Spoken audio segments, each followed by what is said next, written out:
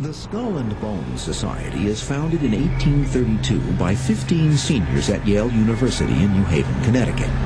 They establish a secret society with rules and rituals that remain unchanged to this day. Well, secrecy has always been extremely important to Skull and Bones, but there's been a schizophrenic kind of aspect to it.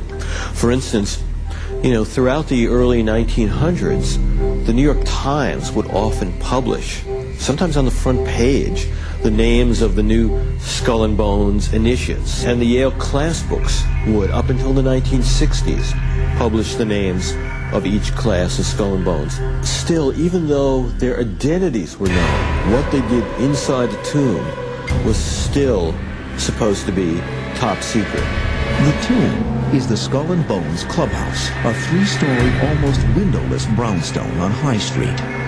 When I was an undergraduate, and I lived next to it, it's a very spooky kind of place, and you could project all sorts of fantasies about what sort of spooky and horrific things were going on inside, just from the sense it gave of the intimidating kind of aura it had. 10 years after he graduates in 1968, Ron Rosenbaum sets out to penetrate the confines of this secret society. You would hear all sorts of stories about the initiations that went on, the kind of horrific psychodramas that they would put the initiates through. You were supposed to be able to hear screams, blood-curdling screams coming out of the tomb of Skull and Bones. And there were tales of strange sexual confession encounter groups, guys lying naked in coffins, wrestling in mud piles. Rosenbaum attempts to interview the Bones members. Freemasonry. Its name is legendary. Its origins are steeped in myth. Historically, Masonry is descended from the craft guilds of the medieval stonemasons. Mythologically, the origins of its rituals are found in the monumental building projects described in the Old Testament of the Bible, the Tower of Babel, and the Temple of Solomon. When a man joins a Masonic lodge, like the ancient craft guilds of old, he first becomes an entered apprentice, then a fellow craft, and finally a master mason. But at the end of the 3rd degree, the new master mason is told that the master's word has been lost. There is a place and time for the master mason to discover that lost word. For the Freemason who is in search of deeper knowledge and enlightenment, there is more. Much more. And his journey has only begun. It is generally believed that the city of York in the north of England is the origin of what became modern Freemasonry. The first guilds of stonemasons were organized here, possibly as early as 600 AD.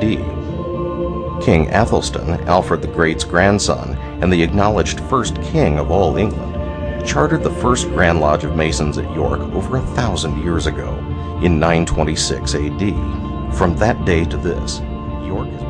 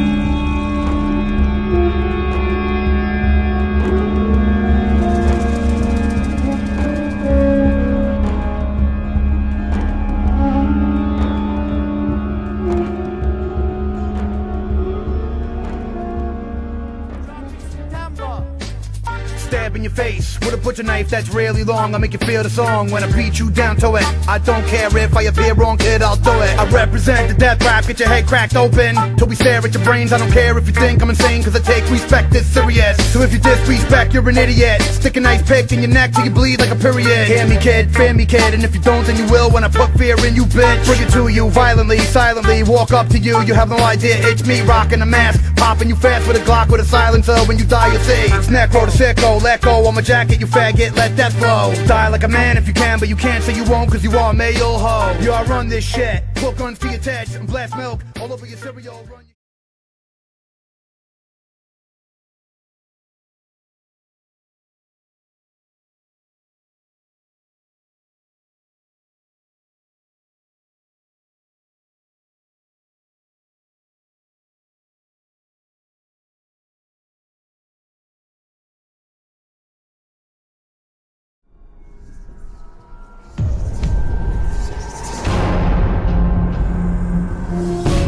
Why are you showing me this? It's a list of dates. Every major global disaster for the last 50 years in perfect sequence. From a piece of paper that's been buried in the ground for 5 decades.